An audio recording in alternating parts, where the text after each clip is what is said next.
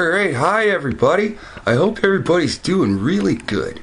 I hope they got their thinking caps on and activated. You know, lately I've been telling you a lot of information, and today we're going to have a special presentation where you're not going to hear too much from me because you've constantly heard from me. What we're going to do is we're going to have a lot of other people say a lot of things that I've said. And then it'll be just completely different, right? Then you've heard it from somebody else. Now, when I say it, I show you literature. I give you links. If I don't visually have them up, I'm pissed because I put them in the last few videos and nobody cared that time. So, it's like this. If I'm willing to take 3 steps towards you, if you're not willing to take a baby step, if you're not even willing to take half of the first step, you know, why would I want to continue to walk? You know, so people reach back. They reach back all the time. And those people have, we know each other exists. Some of us have, you know, personal friendships now. You know, so you can keep acting like nobody's out there for you. There's not a government out there for you distributing money so you can do whatever the hell you want with it. No, sorry, there's not. But, you know, there's people, there's voices, you know, and they tend to be moving in one direction. And it's not in my direction. It's in the Creator's direction. You know, so what you have to do is you have to keep your ear up. You know, a lot of these people pretend to be one thing and they're really down for the Creator. It's really almost like an espionage. You know, let's take Farrakhan for instance. Farrakhan then taught all these black people they're part of the Nation of Islam. He then made them become Islamic. And then he goes into these Noble Drew Ali teachings. And what does Noble Drew Ali teach? He teaches the weirdest shit. He teaches that they're Afro-Asians. And inside or around him, they are no longer to refer to themselves as black. If you remember, about 25 videos ago, we did that, and we looked at the Nation of Islam. Now, that's all you gotta do is you just type in Nation of Islam, look on Wikipedia. About halfway down the page of the opening monologue, it doesn't even change yet. It'll tell you, excuse me, man, it'll tell you that they're to call themselves Afro-Asians and no longer call themselves black. So, I think that's kind of funny. There's a lot of other things that they teach that just seems like it's a little out there for the term Islam. But it's funny. And like I said, these guys put on hats. You know, not talking about the Islamist people, you know, I'm kind of talking about Farrakhan, and I'm kind of talking about other leaders and stuff. They put on hats to say that they're this or that they're that, but they still argue. Good old Creator fight. Now you might hear this guy call the Creator Allah.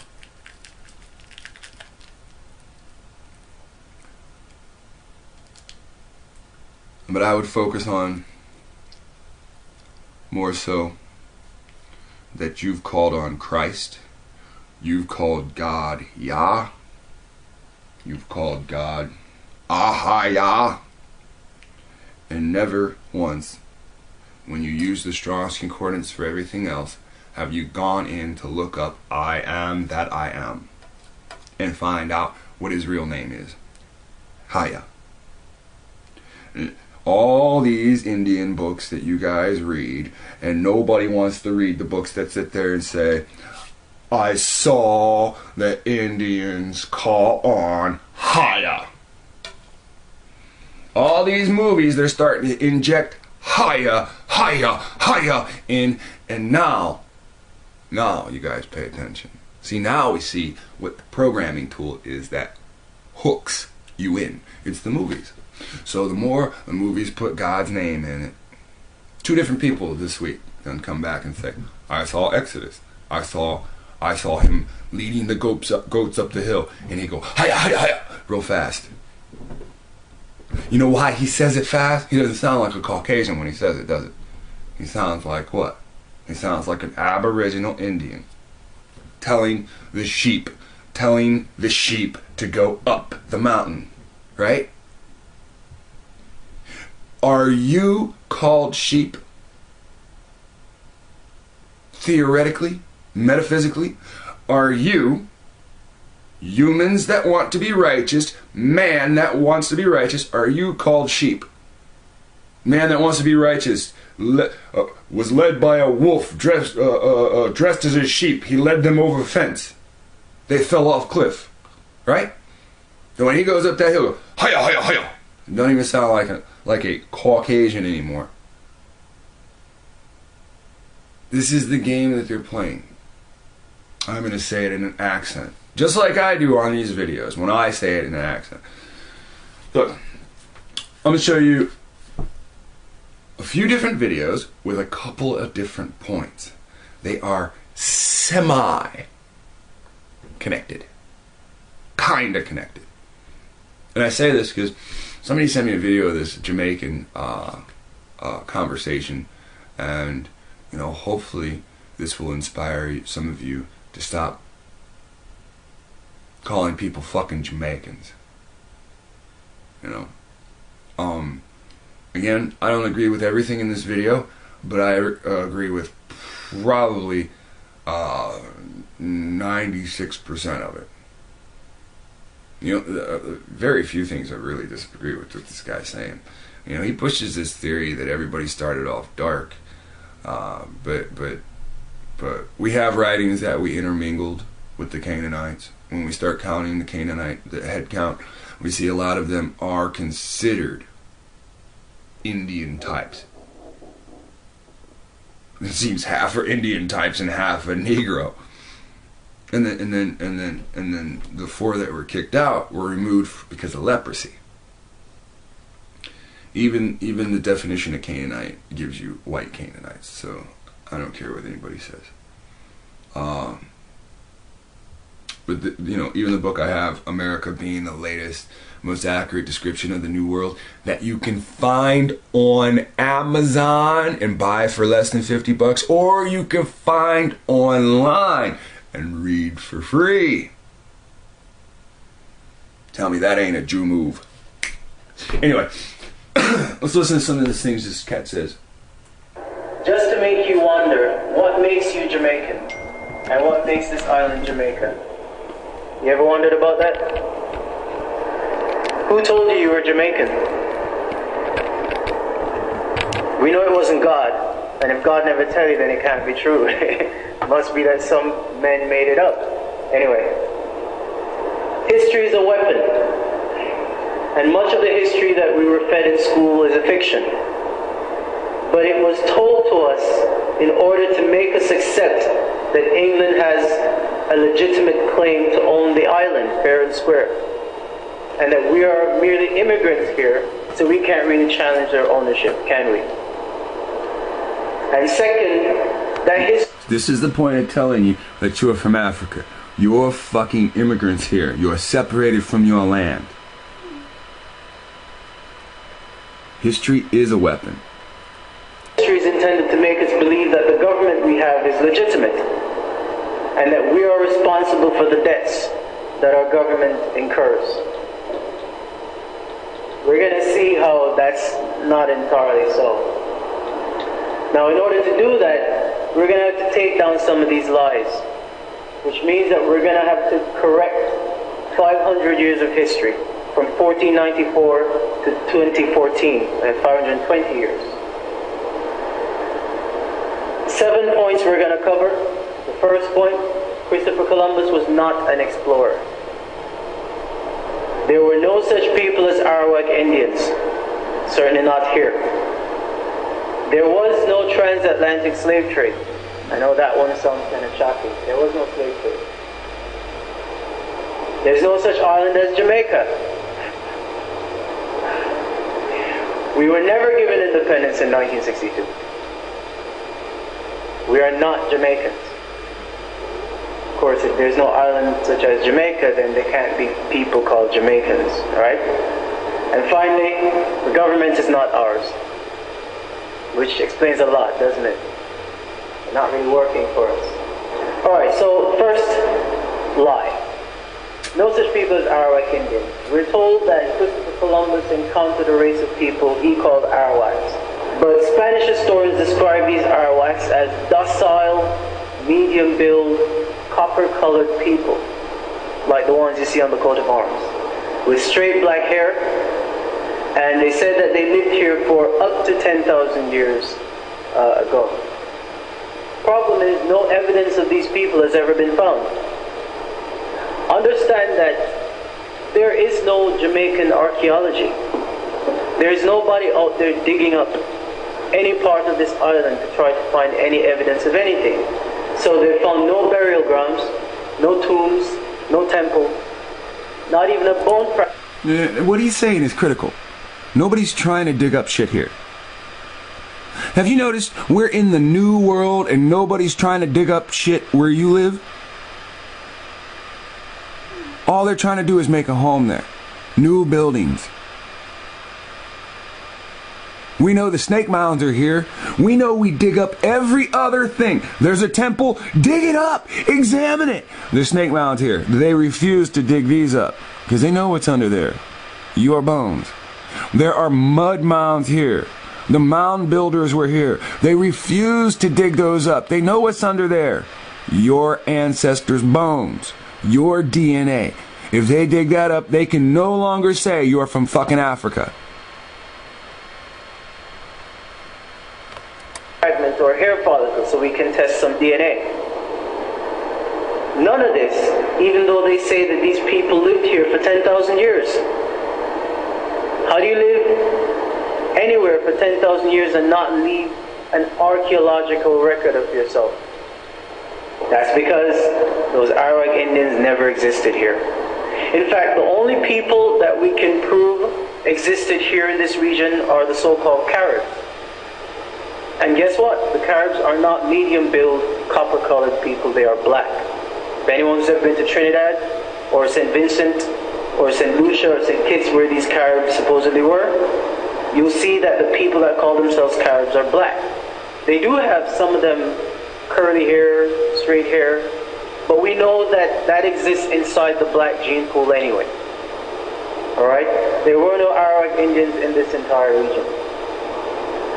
Research by pioneering black historians and anthropologists revealed that the people Columbus actually encountered here in 1494 were likely the same as he encountered in America, which he wrote about in his journal. They were black-skinned, nappy-haired Nubians. Okay? There's another explorer named Giovanni de Verrazzano who came to America about 20 years after Columbus, 1514, and he wrote in his journals that the people he encountered were Ethiopian. He said nothing about copper-colored people. And if those people had existed in the Americas for thousands of years, it's a fair expectation that they lived on these islands as well. They lived everywhere. And we're going to see that they left evidence everywhere. So, the point I'm making is, most of our ancestors were already here. Alright? And they've been here for tens of thousands of years, as I'm going to prove. Historians have discovered what they were called. They were called the Amaru. Amaru, this is where the term America comes from. It doesn't come from Amerigo Vespucci. It came from the Amaru, because they knew who was here originally. And another name for them is Olmec sheep. Well, guess what?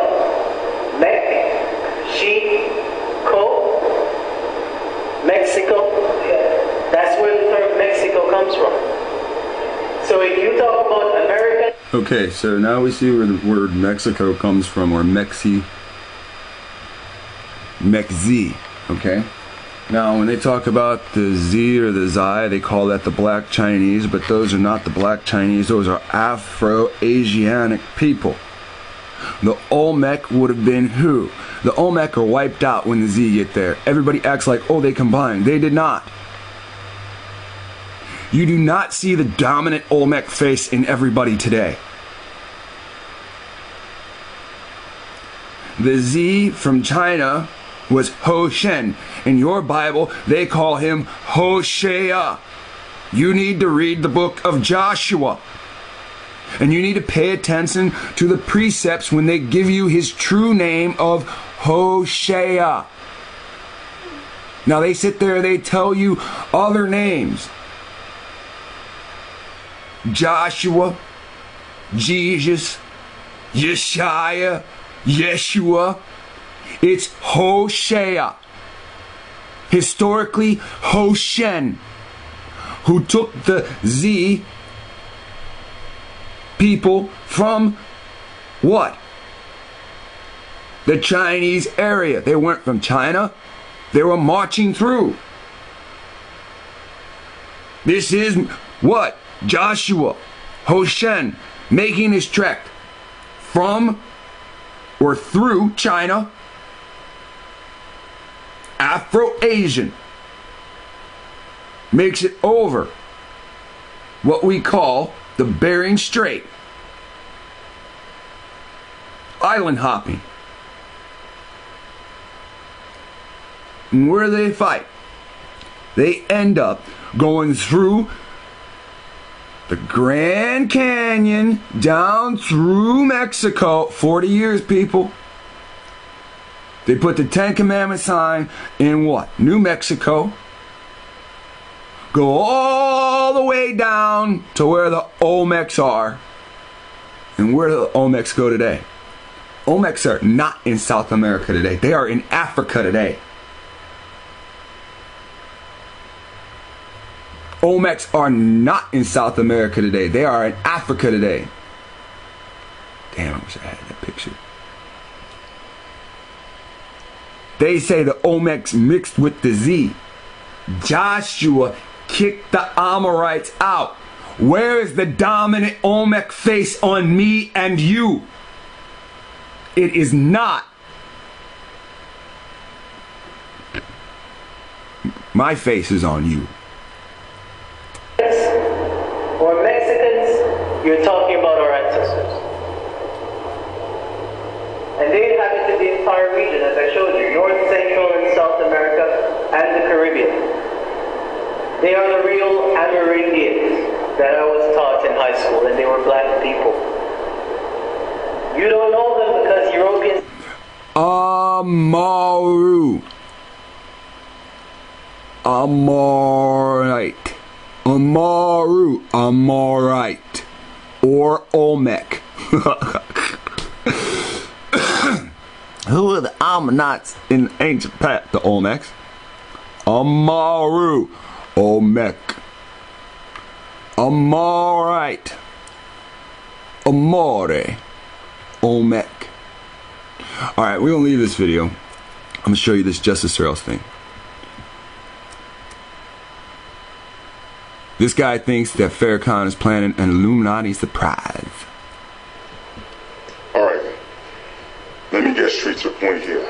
Justice or Else movement, which is led by Minister Louis Farrakhan. I highly suspect something bad is going to happen during this Justice or Else movement, where it might cause things to go into a major catastrophe concerning the black community. Why is that? Well, look at this Illuminati card, emergency powers. Now, if you look carefully at it, what you see is a soldier manhandling a black man and arresting him. Now, if you look carefully at this black man attire, his clothing, he is wearing a bow tie, a jacket, and some glasses. Now, pretty much the only people who really dress with bow ties are people from the Nation of Islam. Now, this guy looked like he's a member of the Nation of Islam under Minister Louis Farrakhan. This is why he looked flight, and he's being manhandled by this soldier. Now, is it coincidence that you have JHAL, which are military foreign troops in America by the thousands, which I'm pretty sure there's more than thousands of them. I'm pretty sure there's probably approaching 500,000 or probably millions of foreign soldiers who are dressed in civilian clothing in the United States of America and who are running military tests. Now, what the U.S. government have been telling you this is that they have run over 670 military test operations, drills in Africa. 670 military drills in Africa. No other continent where they have performed more military drills in Africa. Also, they're doing it over here.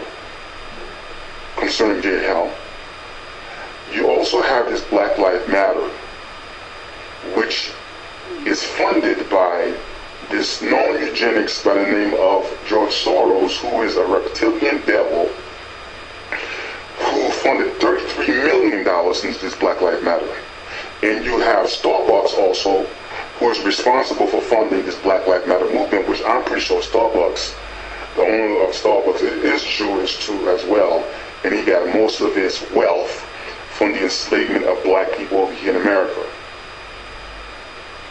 Now, it is a known fact that you had agent provocateurs in Ferguson who were bought and paid to go into Ferguson and to wreak havoc, to vandalize property, break in stores, vandalize cars, cause chaos in Ferguson. Agent provocateurs. This is a known fact. This is not made up things here, okay? So, you have Black Lives Matter, and you have this Justice or Else movement, and you have this JHAL thing where you have military troops in America running drills. And mind you, these are foreign troops, mind you. Foreign troops. Foreigners. Foreign troops. It's not coincidental that these three things are in the same timeline. Now, when you look into this emergency power thing, it's similar to what's going over there in Trinidad, where you have a major high crime rate, and police officers could just basically take you away, put you behind bars, and without any jurisdiction or any warrant. But what's going to happen over here in America is going to be 10 times worse. Okay, it's going to be bloody. Now, basically, emergency powers is martial law. To be more accurate, it is the King Alfred plan, which is the plan to exterminate black people. This is the reason why they build the FEMA camps and the FEMA coffins. It's not directed towards white people. Matter of fact, when it comes to white people, they're saying that white people need to have more white birth, basically. So the population that they're trying to depopulate is really black people. And I say this, I suspect something is going to happen during this Justice or Else movement. I highly suspect it. Now, I'm not making any predictions here, so I don't want anybody to say, well, if anything doesn't happen during October 10, 2015, in this Justice or Else movement, I don't want anyone to come back at me and say, well, you said something was going to happen. No. I'm not making any predictions. I suspect, according to this Illuminati court, which you can see, a black man who was a member of the Nation of Islam being manhandled by a soldier, not a police officer, mind you, but by a soldier. And on top of it, it says emergency power. I suspect that something is going to happen during this Justice or Else movement. I highly suspect if it doesn't happen October 10, 2015, then it could happen concerning these members of the Nation of Islam. Anyways, I say this is a black community, to black people. If anything happens when this Justice or Else movement, I say this, America is the last place that you need to be. It is the last place that you need to be dwelling. I'll put it like that. And you need to go to a place where the people have the same skin color as you do. Alright? Because what we are seeing here, and what we're looking at here, is the King Arthur plan, for those of you who don't know, which is the extermination of black people. Alright, so I highly warn the people who are involved in this Black Lives Matter protesting, and also with this Justice or Else movement thing, that to be very careful and to second guess about actually going to these movements. Okay, especially when these movements are funded by the Jews, these reptilian Jews. Alright, so this is my video. Watch out for this Justice or Else movement, October 10, 2015, which I think will be held in Atlanta, Georgia. Watch out. Anything happens, which I think they might blame it on some white nationalist groups or some KKK groups, when we all know that the FBI is KKK because they founded the KKK. This whole thing could spiral out of effect where it might cause the black community to riot even more, and then they'll say, well, we need to bring in martial law, we need to bring in the military to stop the riots and stop the niggas from rioting. You understand? Alright, so he makes a couple of good points, you know, and as you can see in this little Illuminati card, they do have the bow tie and whatnot, and, you know. So, I want to see a couple of other things. Now here is an older person, and it tells you the truth about Farrakhan, Justice or Else. This video is a half-hour long. And there's some points I would like to highlight, but I'm going to keep going. Let's just hear his intro. I am really glad and happy that you could be with me this evening. I want to share with you some things where mainly where I see a relationship between the Minister Louis Farrakhan and his Justice or Else march, and also and with the movie Straight Outta Compton, which came out this past weekend. And I tell you, I'm going to try to just make this as succinct as possible, but give me a few minutes to try to get to the main point, okay, as to what is really happening here. Now, there is a lot of pain and devastation on a daily basis in many of our communities all over this great nation.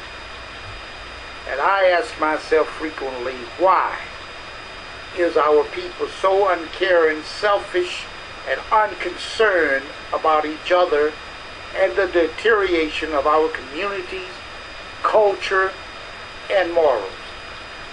And this is why I decided to put a voice over the internet to address these and many other problems affecting our people.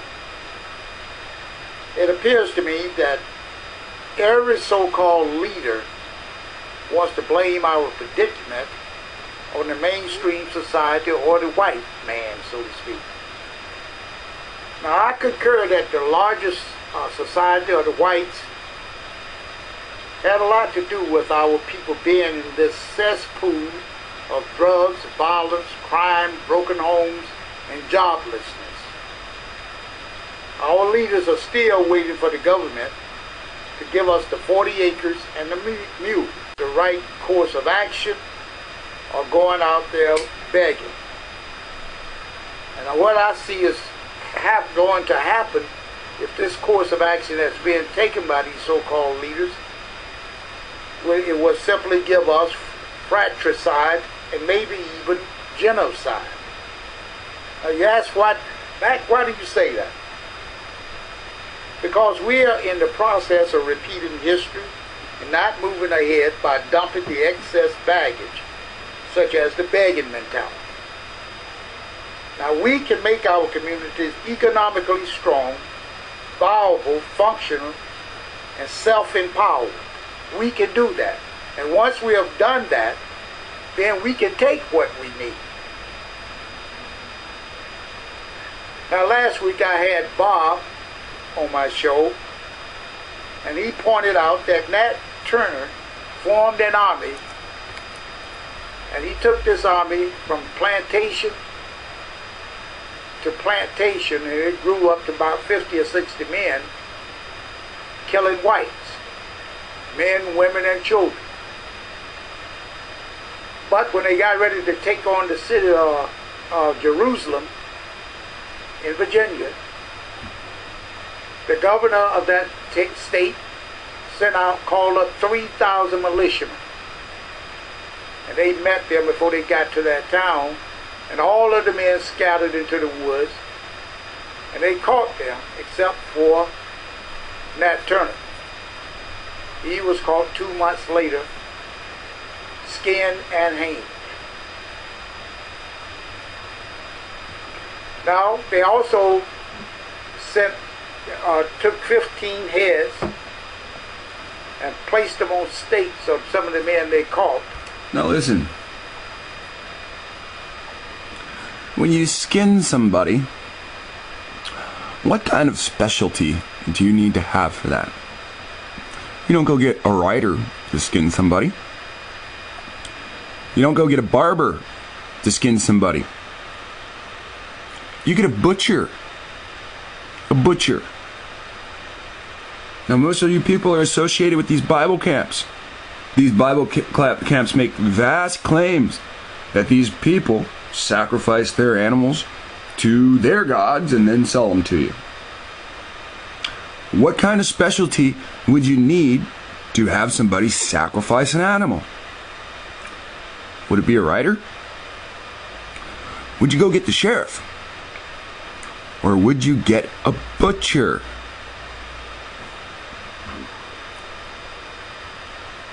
Placed them on stakes to deter or to terrorize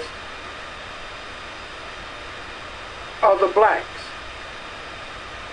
And then white mobs went out and killed maybe 200 to 300 African Americans who had nothing whatsoever to do with that Nat Turner uprising. It's amazing. But at the same time last week, I kind of pointed out what a former President Reagan's FEMA director, his name was Jeffreda, he wrote a thesis in 1970 at the War College. He was a colonel in the Army, and he proposed or predicted very similar results should an insurrection by blacks start during this time period. Now, as you will begin to see, I believe at this present time, an insurrection is planned with maybe even with the blessing of the government. Now, this is my hypothesis based on circumstances, my observation.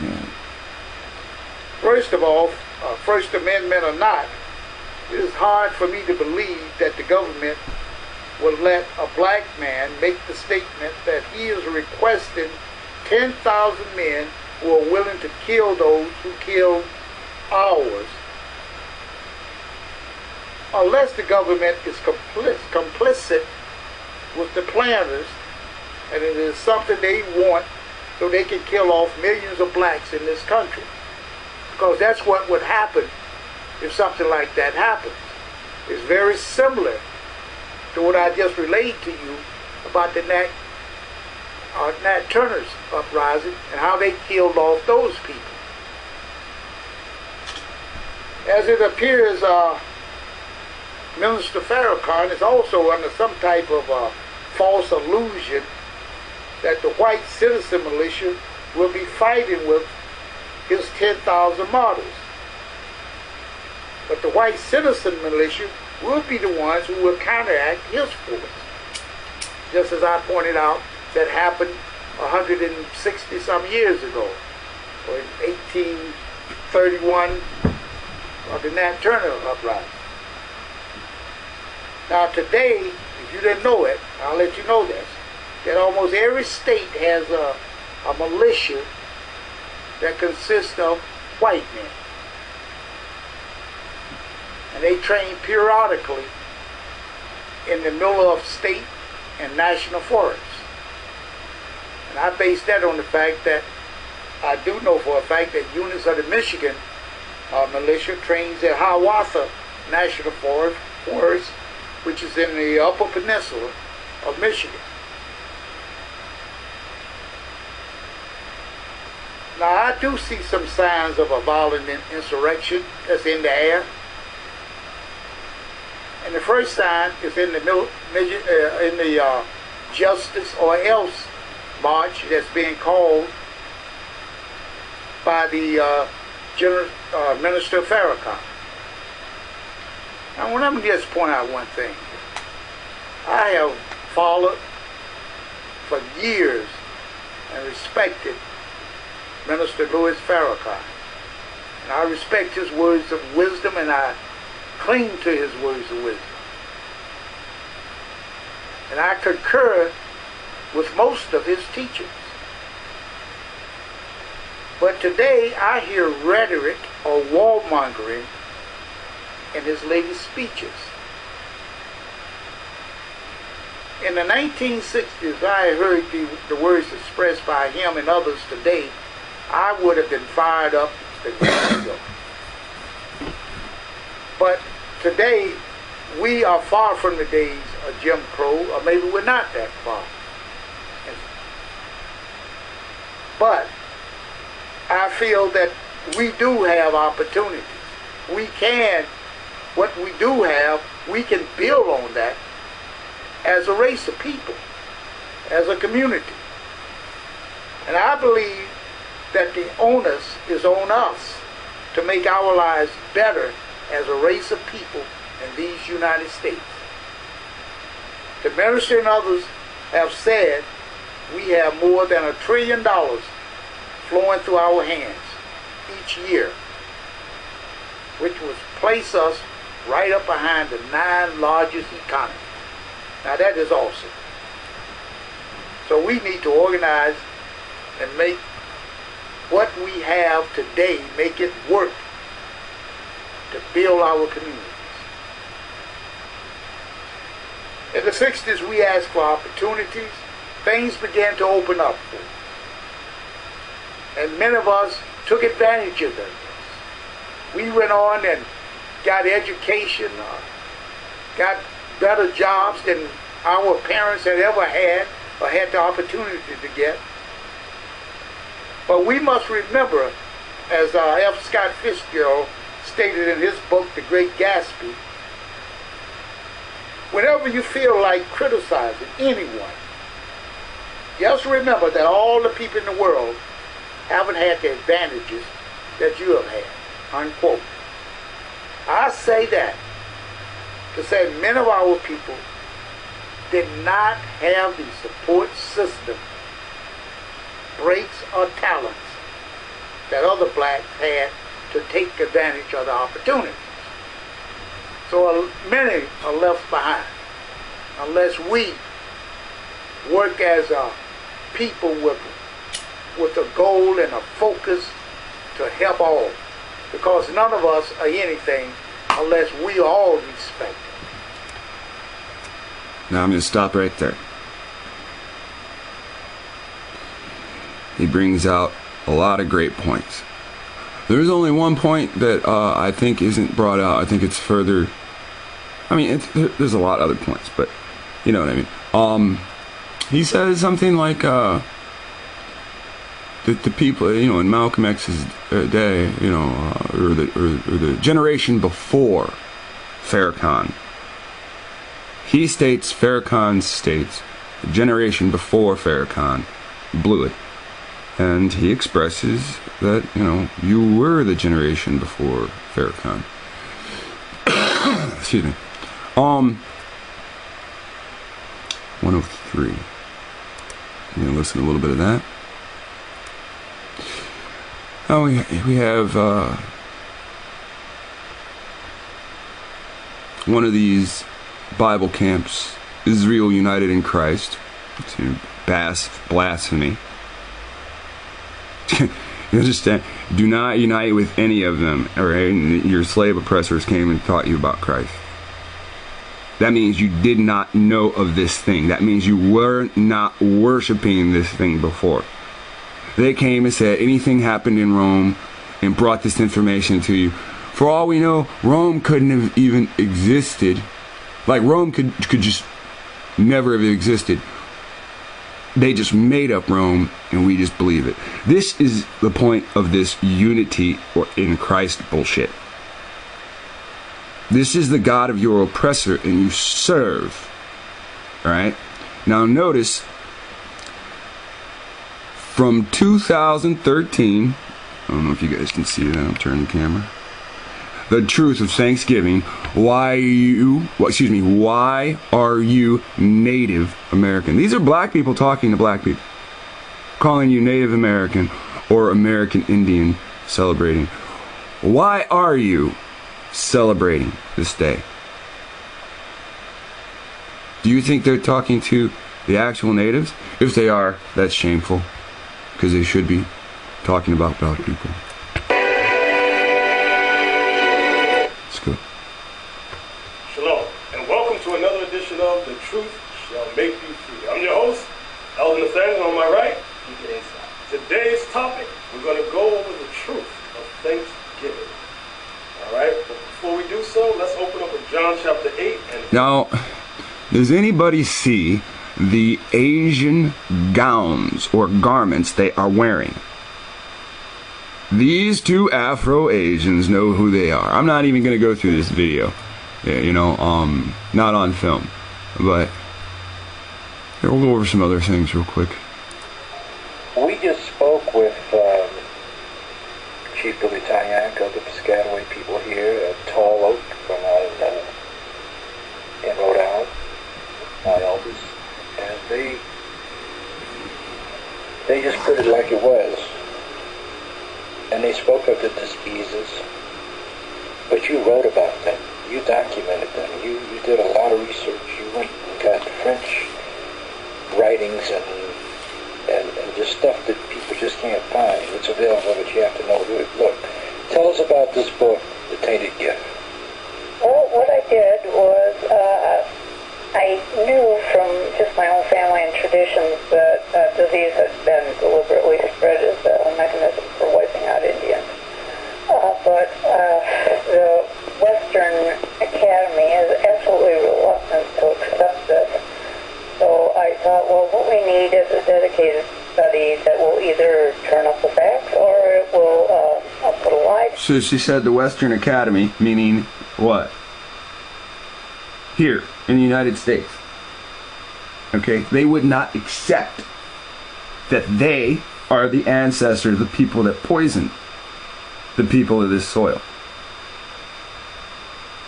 They know in their own freaking books coming out of Texas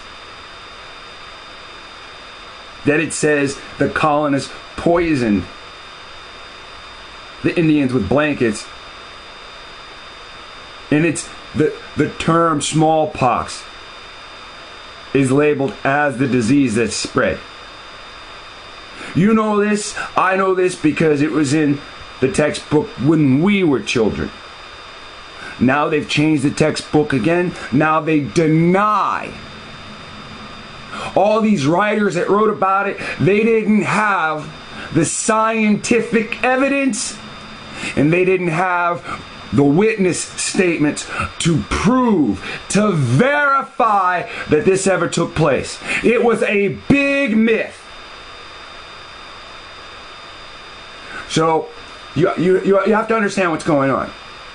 White people are now saying, white people in control of history are now saying, oh, we never gave you smallpox. We never gave you diseases. We never used it as biological weapons to take the land.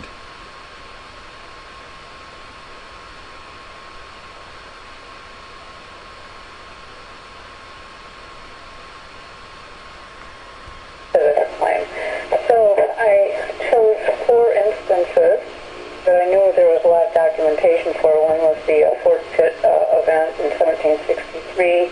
Next one was the Choctaw removal in 1832. The third one was the High Plains smallpox, 1837. And the last one was the measles, outbreak out there in Washington around the Whitman mission in 1847. I chose those just because I knew there was a lot of documentation. Obviously, you can't write about something if you don't have the documentation.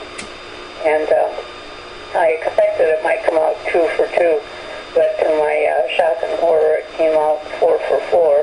All 4 of these look to have been quite deliberate events, and there's a shocking amount of information. Did you hear what she just mumbled?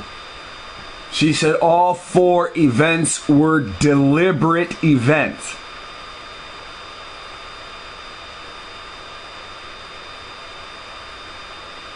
We celebrate Thanksgiving, a deliberate biological attack on the people that lived on this soil before colonists got here.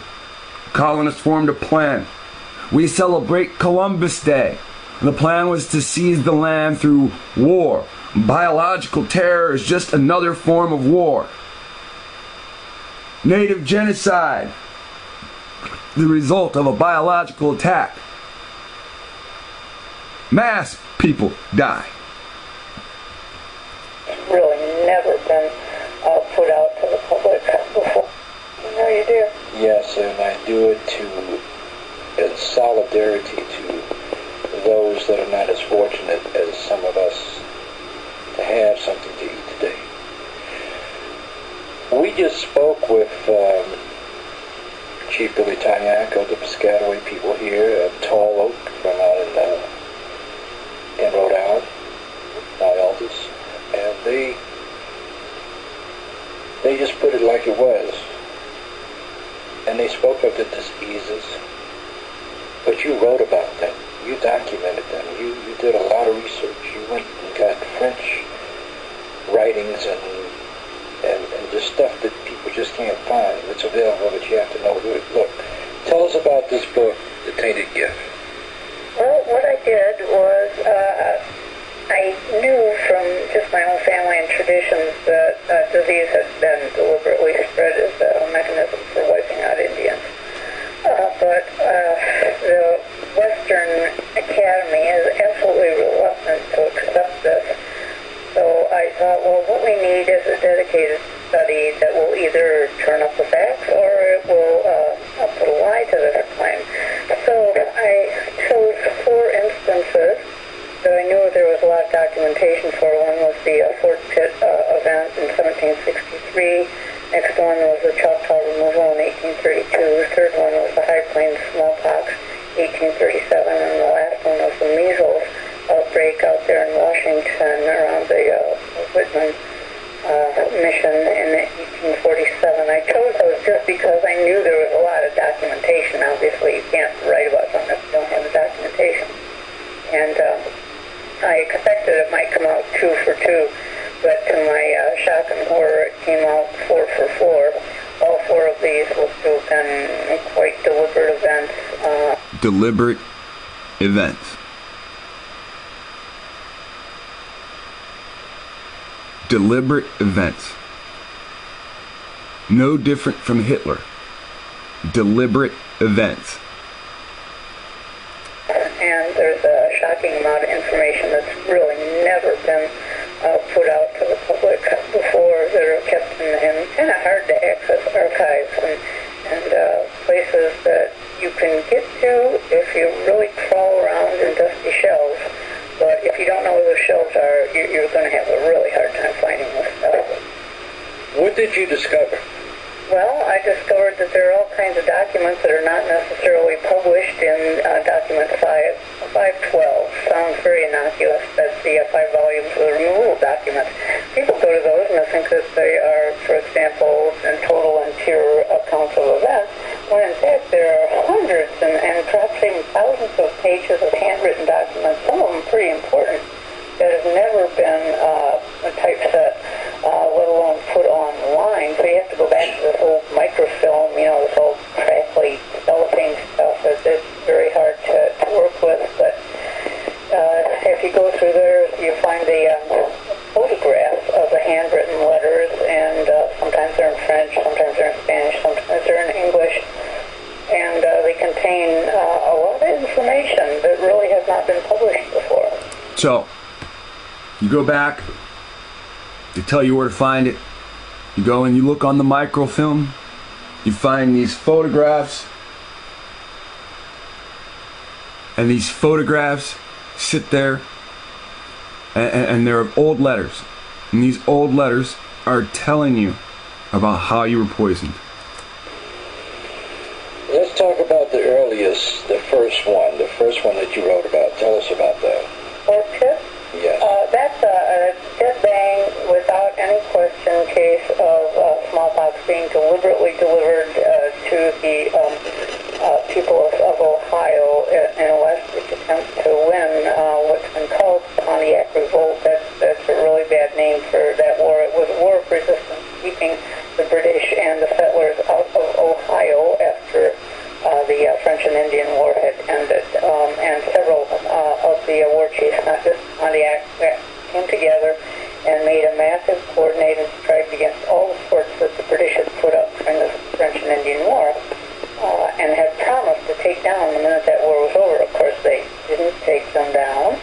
So the agreement came out of the councils, and the clan mothers told them, go ahead, you kick down those forts. So they did. And, of course, they were winning against the British, who were fairly exhausted from the fight they just had. And as a last-ditch attempt to keep Fort Pitt and have this entryway into Ohio, which was a big prize, there was deliberate distribution of smallpox articles to people, one of the chiefs who came to actually propose a peace deal, because we don't necessarily just wipe people out because we've got the advantage, proposed a peace deal. And in response, gifts were given, and one of the standard methods of sealing a deal was to exchange gifts. So the gifts that were given to the Lenape chiefs were smallpox articles, deliberate distribution of smallpox articles. It's nailed down, it's written directly in the Fort Pitt Journal. And in this instance, of course, there were letters going back to Amherst and the other Bouquet, the other major players, the leaders of the British military on the continent at the time. Those letters all mysteriously disappeared. Somebody went back and sanitized. I think the sanitizing was done in the 1930s, but I can't prove that. Too bad. In any case, they missed the Fort Pitt journals, which were pretty darned obscure. I mean, it was really hard to even know they existed. So the sanitizing missed the journals where it was directly recorded by both the military commander and the militia commander at the time, that they had done this on purpose, deliberately, with malice aforethought. Well, it's too bad our people... All right, so you can hear that it's from military commanders. All right, one more thing. Okay, this was Barbara Alice that was talking. I'm sorry, I should have had that up before. And here's a 6-minute message. This is Felicia Monet interviews Minister Louis Farrakhan. Wow. Allah created you from a single essence. And He created your mate of the same. And He put in you a demand that you make on each other. Your nature demands something from a man. And a man's nature demands something from you. You cannot expect the woman to give you what you demand if you, in the first place, don't give her what her nature demands. Her nature demands a man to maintain, to uplift, to help, to guide, to be a provider for and a protector of. That's her nature.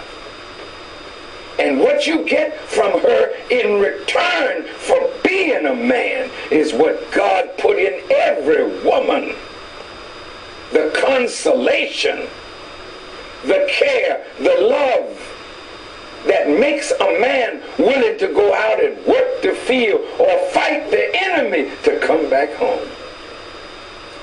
To be loved, to be nurtured again by the brilliant mind of a woman that was not just created for pleasure, but she's your second self.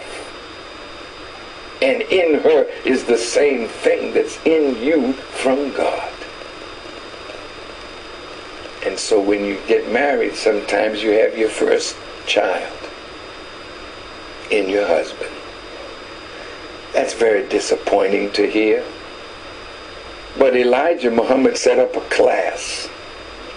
He knew we were not the men that we could be. Every man out there is capable of satisfying the woman that married him. But she has to know now how to help him to be the great man that he's born to be.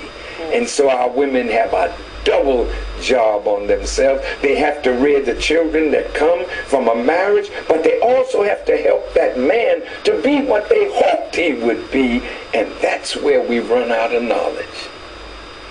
And that's why men run from women today into the arms of another man. Oh, it's sad. I'm sorry. I don't mean to hurt the feelings of our brothers and sisters who are listening.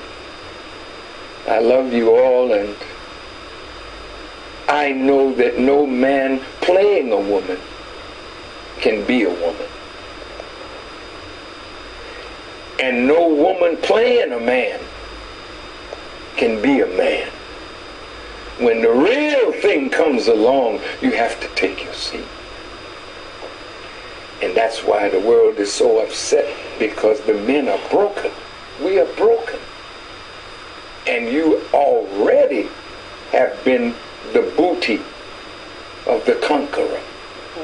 We couldn't tell the conqueror, you can't sleep with my woman. In the South, the sheriff could come to the house of a beautiful child of a black man and woman and tell the man, send your daughter out to me. And he would take that young girl and do with her what he pleased and send her back like a piece of garbage. And we suffered that kind of thing. And what do you think that did to a woman? That man was so weak that the white man could come and demand his daughter. And then today, some of us are so doggone weak and wicked, we'll sleep with our daughters.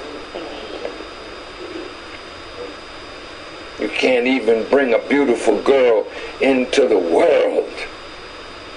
And as a woman, it's your duty to protect your child. Not let any man, even if it's your father or the father, and I've seen fathers, boy, sleep with their daughters, make them pregnant, and the woman knows that this is going on, and she don't have the courage to stand up for the life of her child. This is what we confront all the time. That's why we need to be separated from this enemy, so that the disease of having been a slave can be healed. Yeah. We need to be quarantined for a while to let God work on us. As long as you're with the enemy, you're going to continue to be the type of human being that he made you. Because he have heard my people, the scripture says. And even Dr. King in the last year of his life said, I can see why separation is necessary for a time. Come up with the measles, the mumps. You can't just walk around. They put a sign on your door in the old days. You're quarantined for, so your health can be restored. Elijah Muhammad said it's better to teach separation than to teach prayer.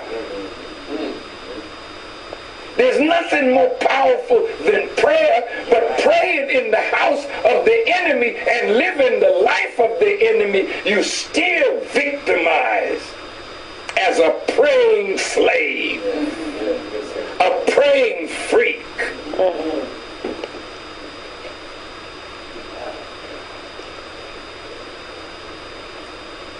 So we can continue to pray, because prayer is the greatest force to restrain us from the doing of evil. But as long as you stay in the cesspool that made you sick, all your prayers will never make you righteous.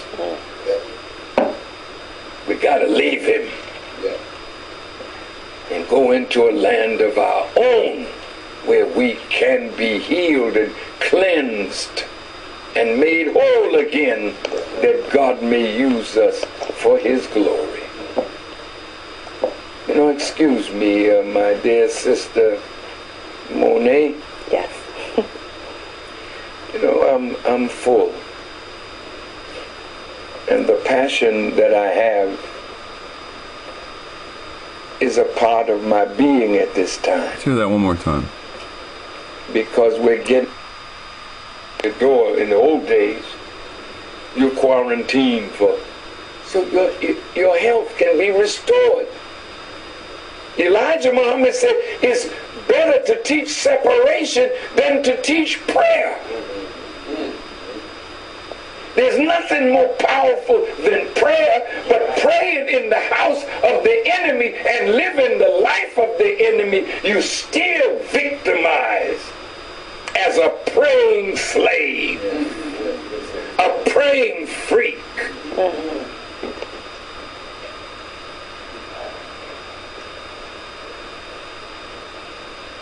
So we can continue to pray, because prayer is the greatest force to restrain us from the doing of evil. But as long as you stay in the cesspool that made you sick, all your prayers will never make you righteous. We got to leave him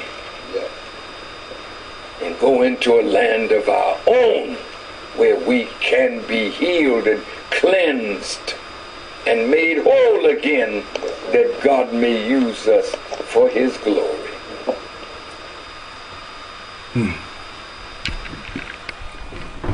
So, again, you have not heard anything new today. In fact, now today you've briefly even saw the face of the person that did research to find evidence of poisoning.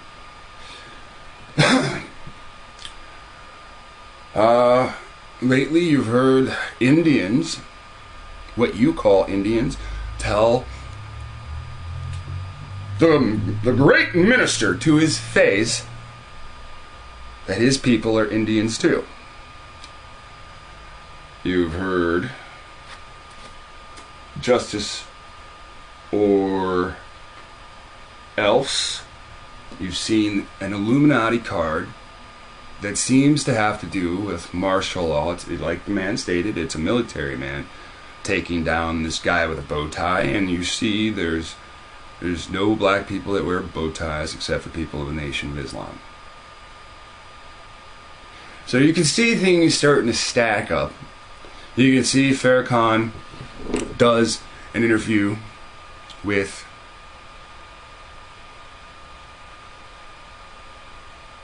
I don't know what she represents.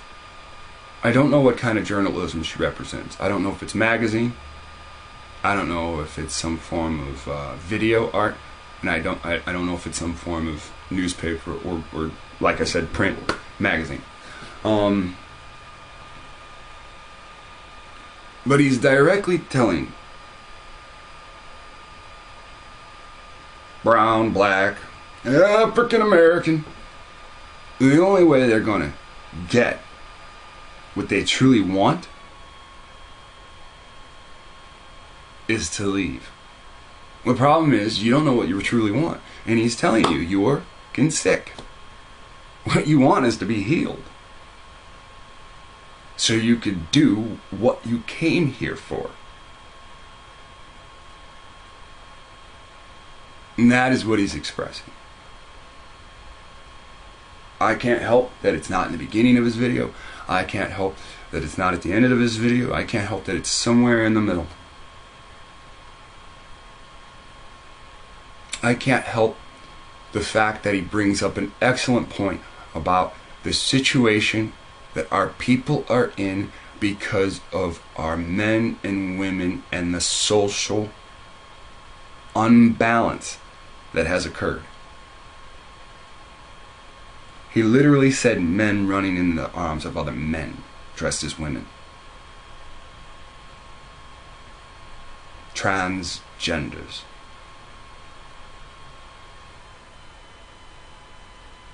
You know what's coming next, right?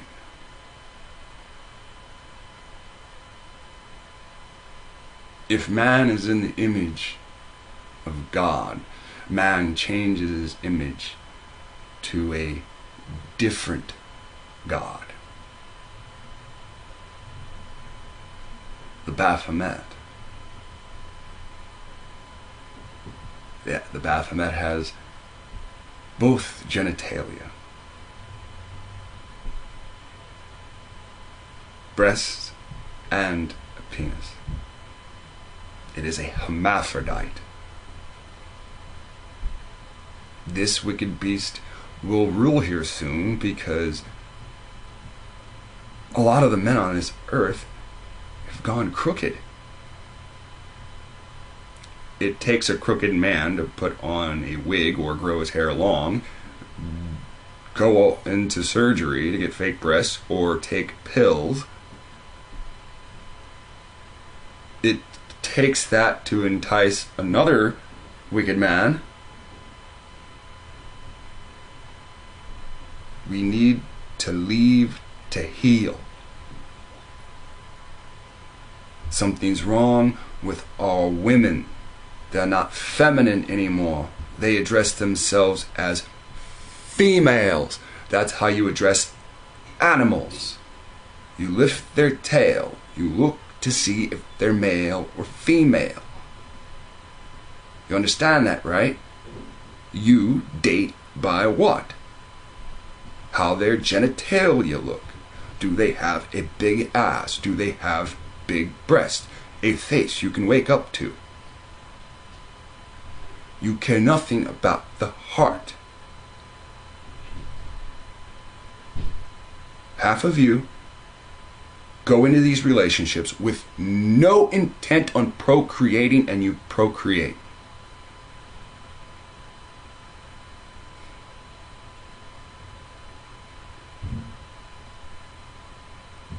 We live in a society where we do not raise our kids anymore. We learn about our children at parent-teacher conferences.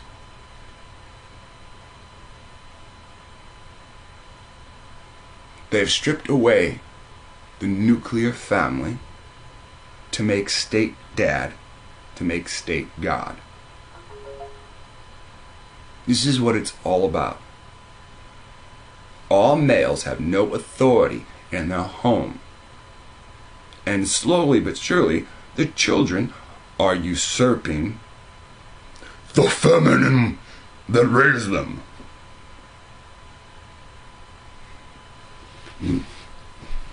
I've heard people say, these women today are beasts. The slave master bred them to be oxes and bulls, hoping to pop out a male to plow a field. I think that's bullshit. I think that's bullshit. Because they already had machinery. And they don't want to breed us strong because that would overthrow them. I mean, if you notice, like, a lot of the people that get gunned down, they are big motherfuckers, man. You know, like that guy they choked out on New York streets and shit. That dude was huge. It don't matter that he was slow or anything like that. You know, I mean, he was, like, overweight. It wasn't like he was, like, or anything like that. You know, I mean, there's always a method to the madness. You know, somebody needs your organs, somebody needs your blood, or you're just too big and too dangerous. You never know. You never know. I'm sure somebody knows how this whole thing works, you know, but we being inside of the cattle fence, we being the cattle, we being the sheep, we won't know that. So again, I think it's more so unruly. They bred us to be unruly. See, if we are bred to be unruly, we won't follow their rules, we'll always look like outcasts, and we won't follow our own rules. There's no way we would listen to what's in that Bible if we're unruly.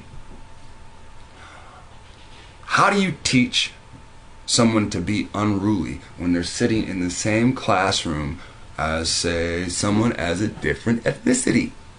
How does a white kid and a black kid sit in the same classroom, but the white kid will listen and the black kid won't? Music. And that's how.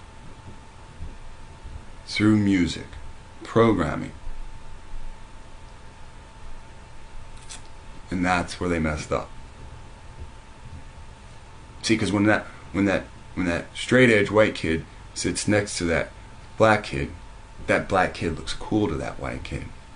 So when that class ends, that white kid goes outside and starts asking that black kid stuff. Hey man, that stuff you were saying in class, what is that? And he says, oh, that's rap. He says, oh, where do I get some? And there's the introduction. And that's why, and especially in these public schools where you have white kids integrated with black kids, and you call these white kids wigger, because the infectious programming that we call culture. See, we've had our own culture imposed on us. We have no idea if this has anything to do with our historical culture, but we sit there and follow it word for word. I'm a nigger. What? I'm a nigger. Don't sell on my streets. My woman's a bitch. And I'll shoot my brother if he steals anything from me. Now that's going to spread. And there's no control over it. How can you control something you taught to be uncontrollable?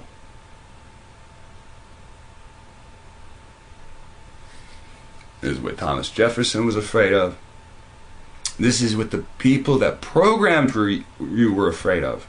See, they never wanted you to be the straight person, the clear-headed person that could see through the madness. But it's impossible to see through the madness clear-headed. It's impossible. See, remember what Neo was? They said he was an anomaly. He's in the program. He's got all the pieces and parts working.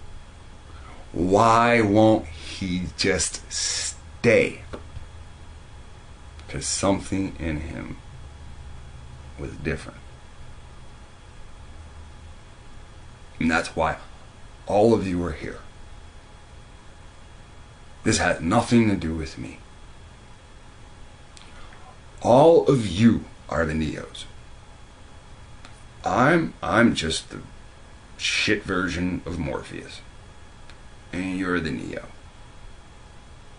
And your job, as it states in your manual, is to go out and teach people and preach to people about the coming of the Creator. They've taken your manual and they just added stuff so that it doesn't make sense as a whole. The only thing you have to do is ignore the New Testament.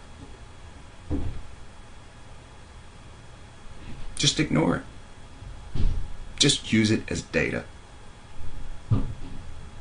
Each time they say Jesus is God, just remind them that Jesus said he only loves God. He wasn't saying he only loved himself. And if you find people that say Jesus didn't exist, then hug them.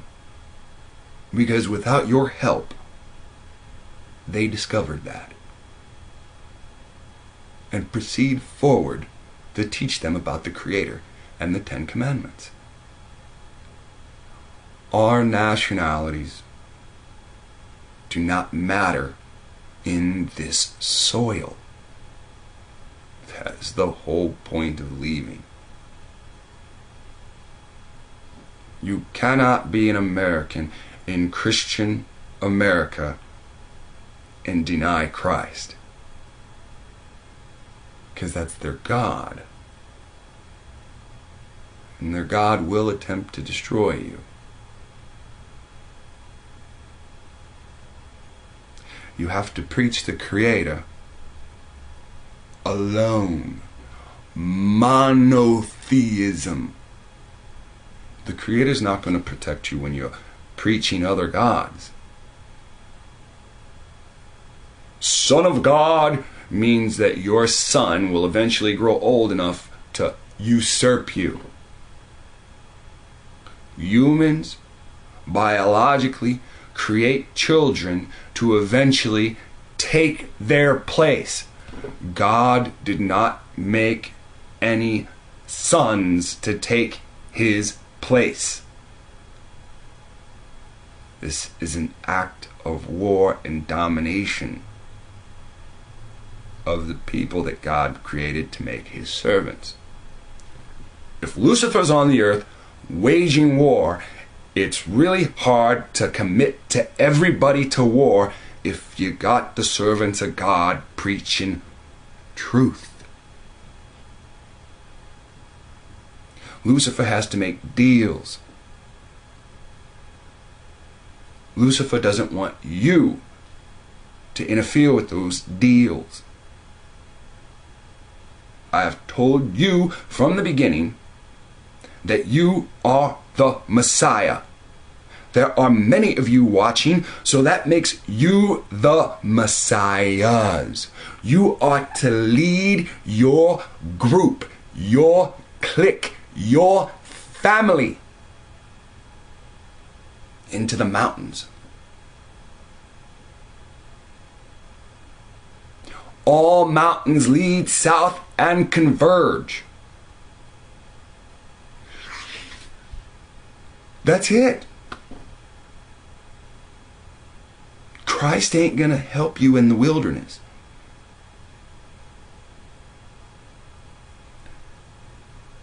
Lucifer is Christ, the Christos. But you're the real Messiahs.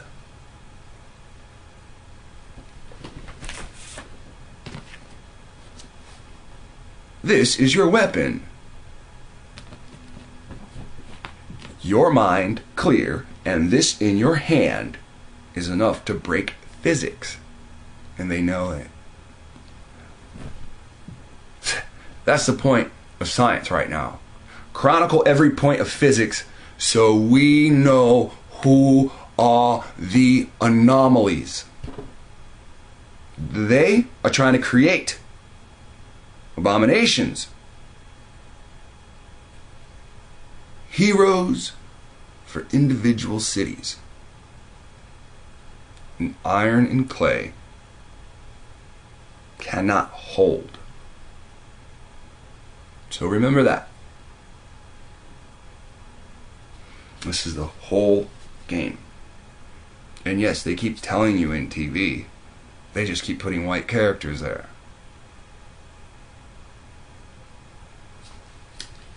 I'm going to put this in too. Read the Bible. Read the Old Testament. When leprosy takes place, there are nations that leave with the Israelites that once they settle, leprosy occurs.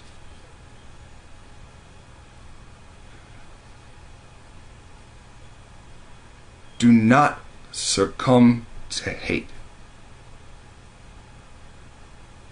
Humble yourself yet defend thyself.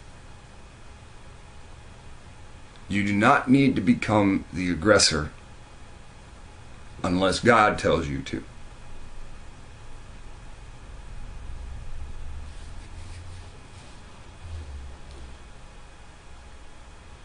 Pray for brains.